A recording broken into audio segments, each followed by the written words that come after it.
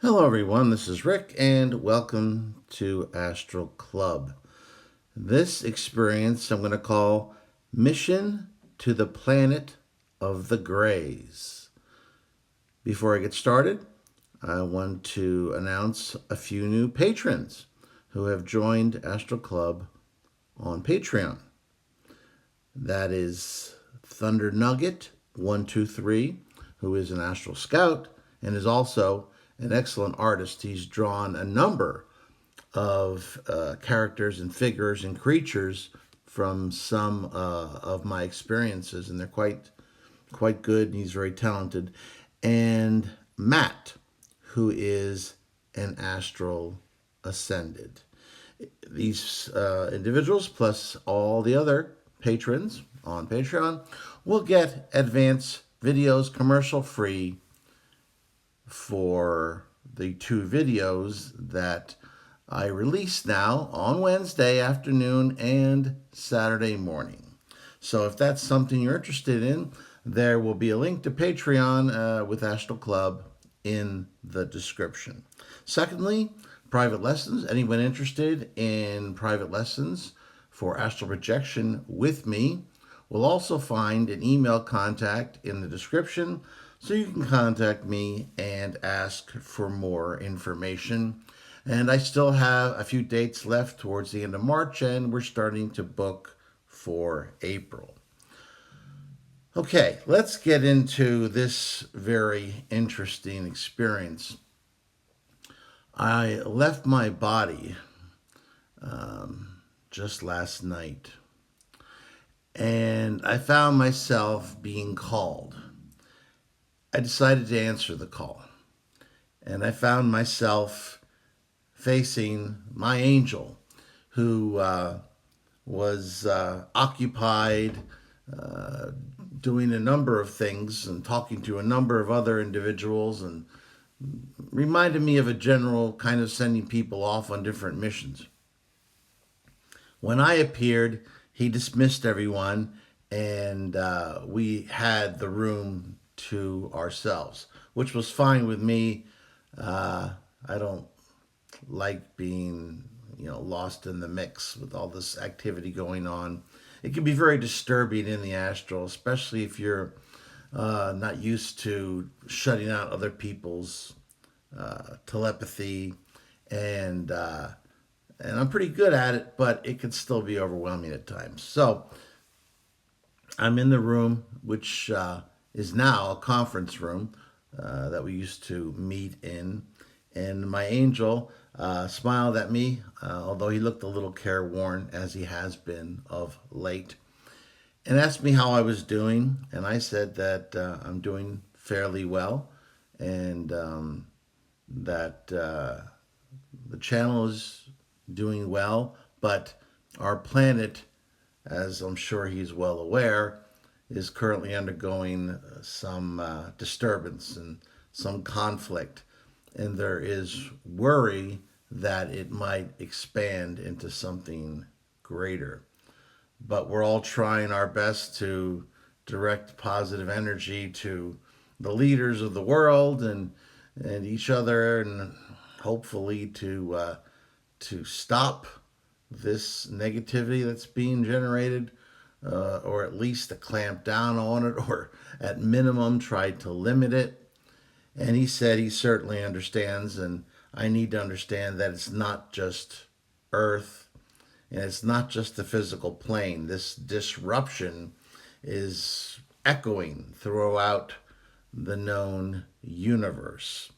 The master is behind a lot of this activity.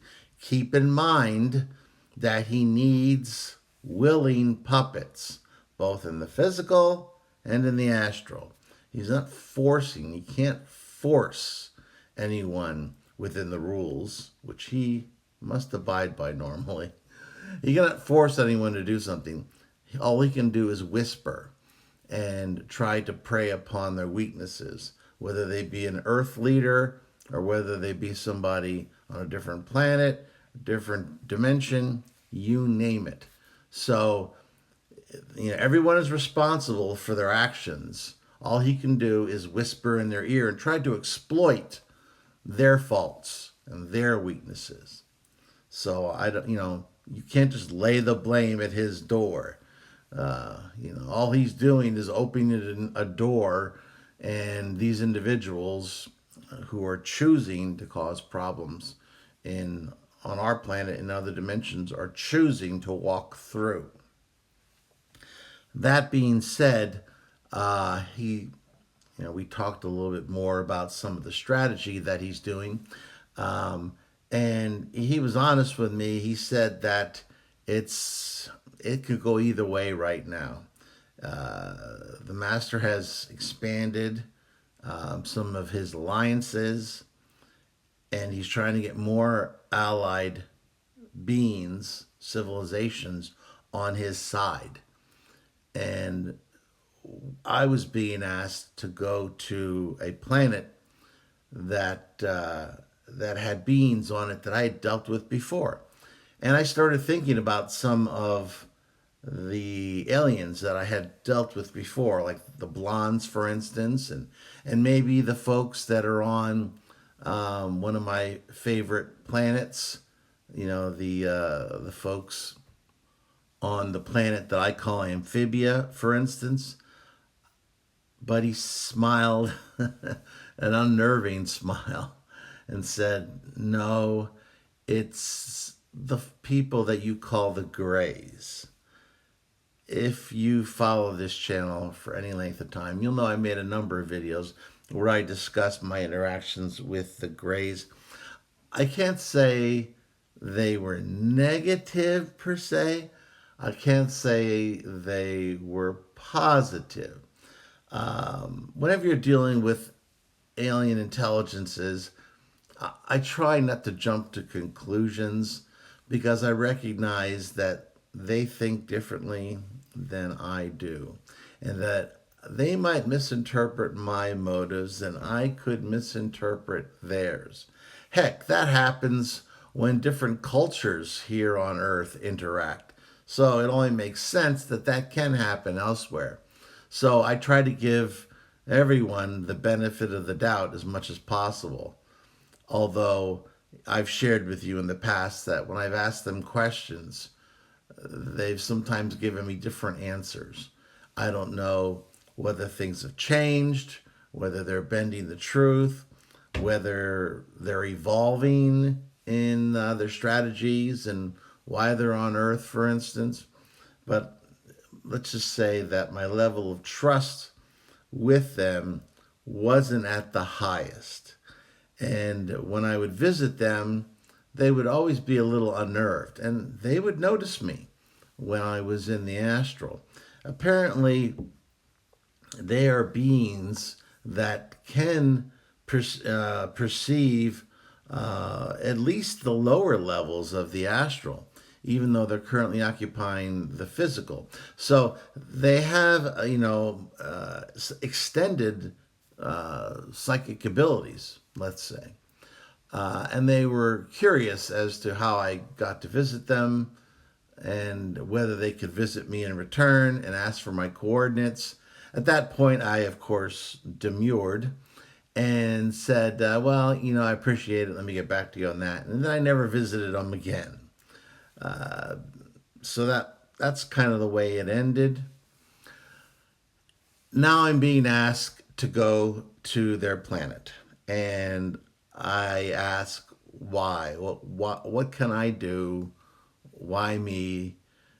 Well, my angel said, you've had dealings with them. You've also demonstrated a certain ability to be diplomatic. And they're being solicited by the master's forces. He's trying to win them over as an ally. And what I need you to do is to go there and try to recruit them as an ally for the council, our council. Worst case, if you can't do that, if you could get them to stay neutral, that would be at least the best fallback position if we can't win them over as an ally. Because if they turn their forces over to assist the master, it's just going to make things worse, and the chaos will just increase throughout the galaxy and throughout the universe, and not just the physical, but the astral and echoing into other planes as well. So I'd be lying if I said that I was eager to take on this mission. And I started looking for excuses. I said, well, I don't know where their planet is. I always visited them when they were in Earth orbit or with their hidden base on the moon, so I don't even know where their planet is. And my angel smiled again and said, well, they actually have several planets that they have colonies on. But don't worry, I have the coordinates to the central planet, and I'll be able to send you to their coordinates.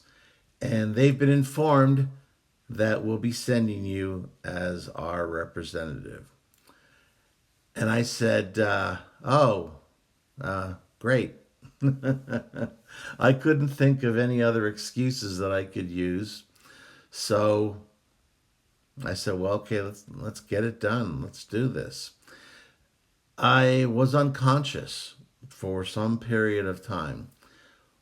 When I came to, I was hovering over a very barren looking planet. It was a very desert looking. There was some mountains that were very high mountains in the distance. Everywhere from where I was hovering was sand and rocks. As I descended, I looked around a little bit more and I saw that there were some ruins in the distance as well. I flew close to them fairly quickly, and they looked like a combination of something you might find in a ruined adobe civilization mixed in with a little advanced civilization from New York. Imagine all those civilizations put together and then abandoned for 1,000 years and have all that crumbling. That's kind of what it reminded me of. It was fairly large too. It must have been a pretty big city at one point. I then felt myself being called. It was a very odd call, but at the same time, it was familiar. I knew it was coming from a gray intelligence. So I zoned in on the call. And there before me was a being standing, looking very much like what people think of with as a typical gray, very thin, with grayish covering and those large eyes. Very tall, about the same size as me, which I know is unusual. He or she, I don't know, motioned me into this entrance. And it was like a cave type situation. And as we walked down the cave, descending deeper and deeper, I was a little shocked because the being kind of shed what I thought was its skin. And instead, I got the message when I sent out this question, like, what is happening? And it said, oh, I'm just discarding the encounter suit. Apparently, they wear this suit when they're on the surface of the planet now because it's so hot and there's so much radiation coming down. And they also wear it when they go to different planets because it seals out any not only radiation but excessive heat, bacterias, viruses, what have you. And if you think about it, it makes sense. I mean, any intelligent being, including we Earth people, we know that you don't just go to a planet and just walk around unprotected because there might be bacteria or viruses or unknown dangers that could eventually cause a problem. Heck, when we went to the moon, the moon's about as dead as things get, but we still kept our astronauts in isolation just to make sure they didn't bring back some weird bacteria or virus. So evidently, he was wearing this suit as well because of the surface has become hostile even to them. Their actual appearance, the skin, it was pinkish with gray mottling on it. I had to try to suppress a revulsion because it reminded me of a diseased skin. But at the same time, I realized it must be its natural skin color. The eyes were larger than mine and were almond shaped, but they weren't quite as oversized as the suit would lead you to believe. And I asked him about that, or her, I don't know. And he said that wherever they go, they wear these suits. And certainly when they visit my planet, they do. But they usually send what he called artificial intelligences to our planet. In other words, they're artificial beings. The small ones, they create them. Imagine a highly sophisticated android that has the intelligence necessary to accomplish their missions, but it's not a biological entity, at least not wholly. It's something they make. And it also wears a version of that suit because when they come back to the ship, they destroy that suit. Or at least he projected in my mind a process that looked to me either they were sterilizing it or they were destroying it. I was a little confused by the thought that he was projecting. But when they got out of the suit, the thought that was projected in my mind was that this thing that looked smaller was actually, it was artificial. It was, let's call it a highly sophisticated android. But this being I was talking to, the one my size, was actually a biological entity. Although I also had a sense that it had some augmentation that wasn't entirely biological. So he led me down this long hallway, and I asked him that if we had some time, could he show me around their setup, their civilization. Number one, I was curious. Number two, most folks like to show off. And I had hoped that the Greys would also be flattered by my interest in their civilization. So, between my actual interest and between thinking that as a good diplomat, you want to give them a chance to show off and appreciate their accomplishments, he agreed. And it's hard to read them, but I had a sense that he was mildly flattered. I don't know. It's difficult sometimes to get their emotions. It's very difficult. But I could tell it was positive. It wasn't a negative reaction. That much I could reason out. So our first stop was off to the left, and I thought it was just the wall, but he made a movement and a whole part of the wall disappeared, and it revealed this enormous, let's call it a greenhouse. There were plants growing, but they looked to me like some sort of fungi.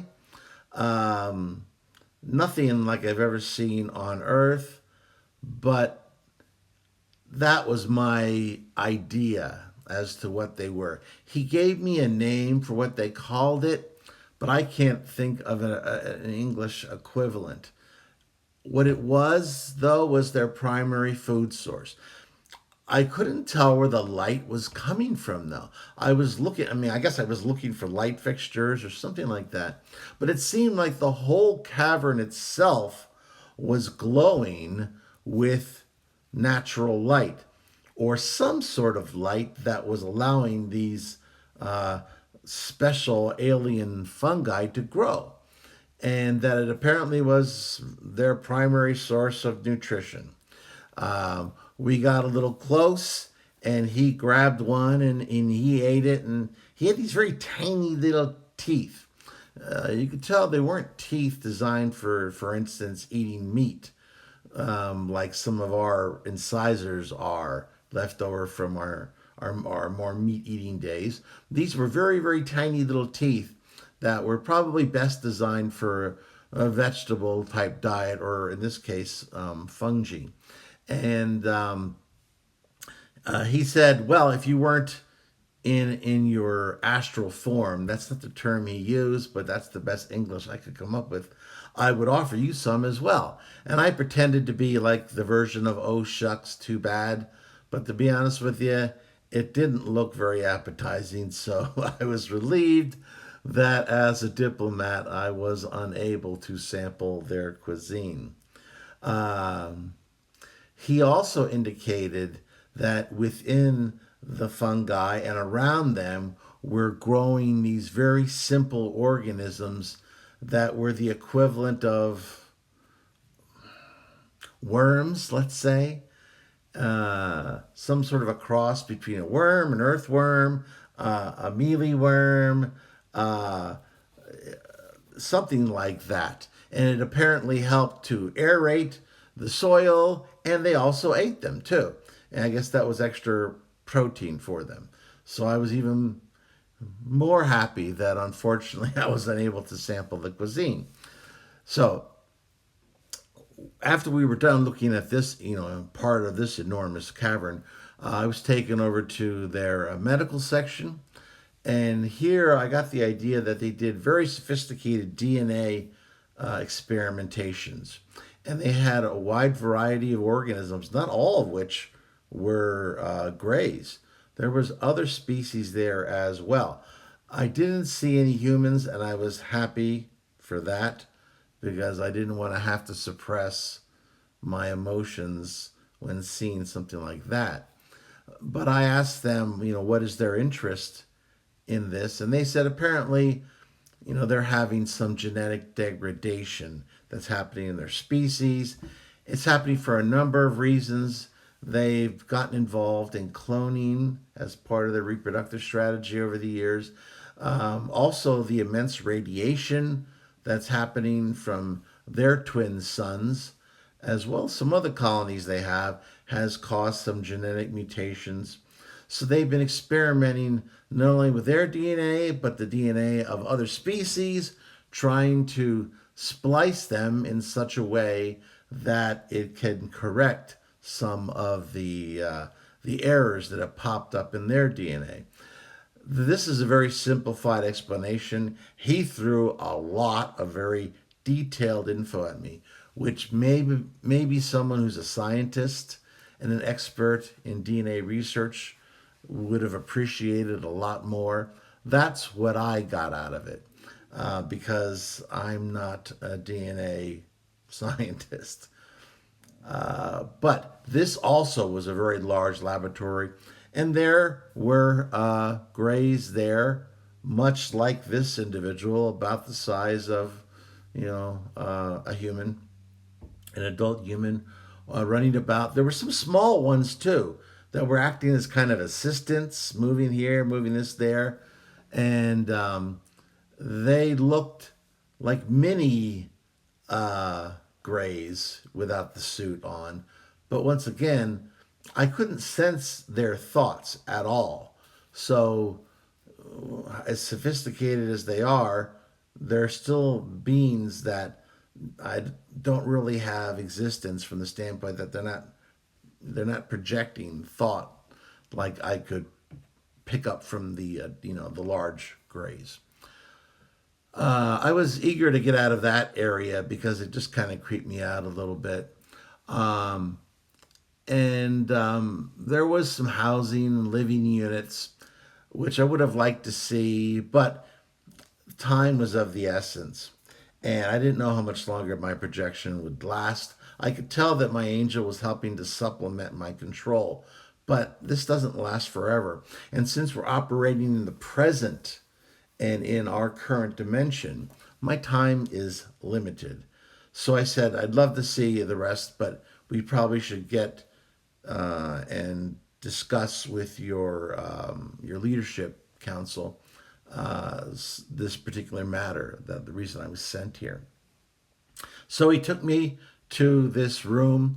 It was round, and it had a dome type of ceiling where you could see out into the suns, although they could very easily wave their hands and it would darken or lighten based on, I guess, the amount of light that they desired at any one time. I got the sense that their days were a lot longer than ours, and that since they had a binary system, they didn't have any long period of darkness. There was always some light going on for the most part. There was almost always at least a little bit of light. So they had this source that they could take advantage of, and who knows whatever artificial sources they had as well.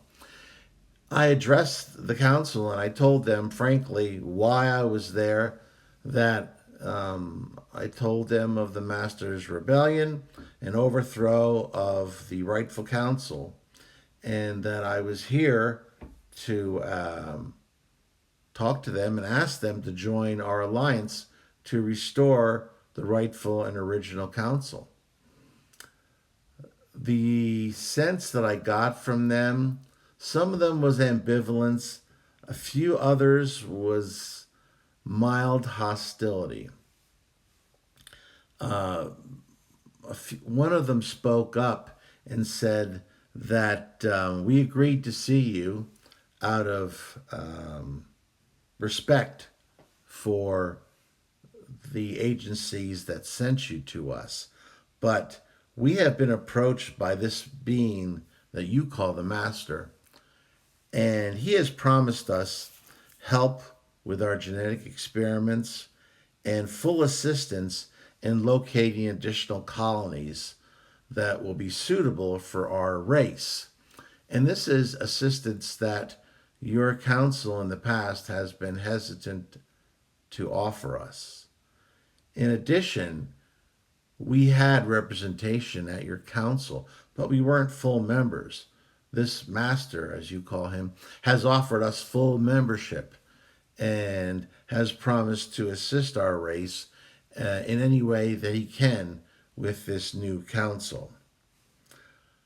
I took all this in, and I had to be careful with my words here. I've learned a long time ago that when you're talking about your competitors, and I learned this in business, you must be careful about bashing them. Because if you bash them, sometimes you come off looking insecure, bad, negative, and that could be a very risky strategy. So I thought for a second and I said, I understand your thought process here. The Master has certainly offered you what I imagine are attractive offers. He is certainly a being who is accumulating power.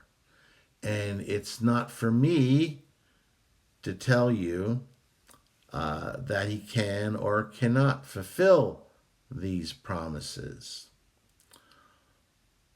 All I can tell you is that I think you must carefully consider what he's being offered and his past history. Now, I have respect for his offer to you, but let me explain to you my experiences with him. He existed in a plane of our astral plane where he attracted worshippers from our planet who had passed along, and he leached energy from them so that he could continue to exist on the astral plane and to rule over these fellow earth beings as some sort of a prophet or dictator. Um, I looked at their response, and quite frankly, they all looked at me, and there was about five of them, and they gave me blank looks, as if, okay, that's really not our concern, though. There are many entities in our galaxy and universe that use others. You yourself enslave animals on your planet and consume them. And many of these animals have a high degree of intelligence, and you rule over them. You also, we are aware of your different nations on Earth, and some of your governments enslave your fellow human beings. So, is the master really that much worse than many of your own people on your own planet? Well, that knocked me for a loop. I wasn't expecting that kind of response. And to be honest with you, looking at it from their standpoint, he had me. I don't see, I couldn't just actively disagree because it was true. You know, we're guilty here on earth in the past and the present in many similar type crimes. Um,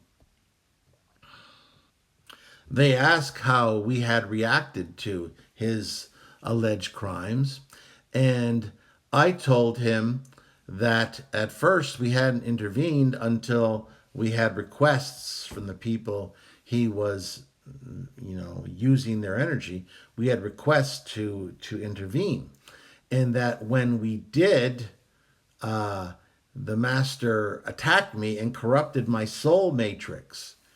And as a result, I had to eventually send him to Earth to as a way to learn through multiple lifetimes, perhaps how to treat others better and not use them as power tools.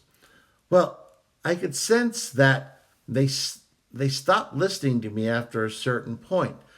They weren't interested in the bit about me sending him back to Earth. They asked, "What do you mean by corrupted your soul matrix?" Now, I had the feeling that they understood what I meant, and I was curious why they were asking. So I explained to them exactly what he did, that his attack actually damaged my soul, and that in order to restore it, I had to go through this whole risky method of uninstalling my soul matrix and then reinstalling it. At that, they started talking amongst one another. I had a hard time following it because they were communicating very rapidly, and I wasn't able to keep up. It's like you learn a language, but then you're dealing with native speakers, and they speak slowly to talk to you, but then when they speak amongst each other, it's hard to keep up. Well, that's what they were doing. And they asked me to allow them access to my mind so they could see what had actually happened. I wasn't thrilled about that, but I granted them that access. At least the bit that I was talking about, I tried to just wall that off. And I could feel their invasive scan, and they saw what happened and how was damaged.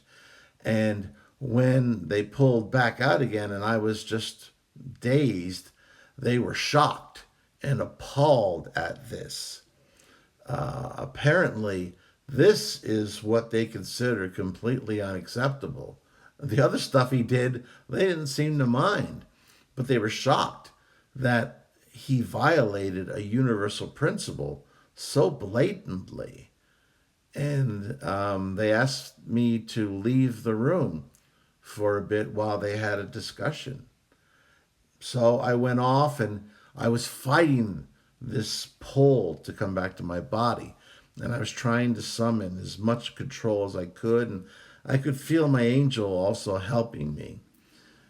It wasn't more than, I think, a few minutes when they called me back in again, and they had completely changed their minds. I mean, the feeling in the room now was much more pleasant. And they said that in light of what you have shown us, we will ally ourselves with your counsel.